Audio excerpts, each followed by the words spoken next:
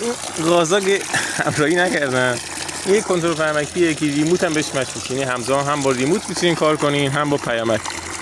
الان آقای من فرمان خاموش شدن میدم.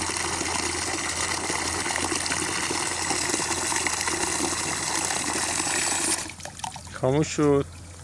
و اینکه سنسور ورودی هم میتونین بهش مچ کنین که بیاد فرمانهای ورودی شبیه حجم مخزن رو بهتون نشون میده. الان نگاه کنین.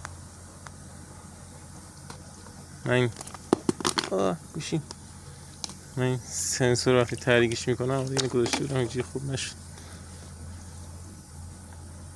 اینجا میاد چیکار میتونه تحریک دو فعال شد.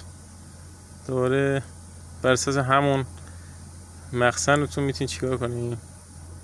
از رادیو دوباره روشنش کنین. میگم با ریموت هم مچ میشه.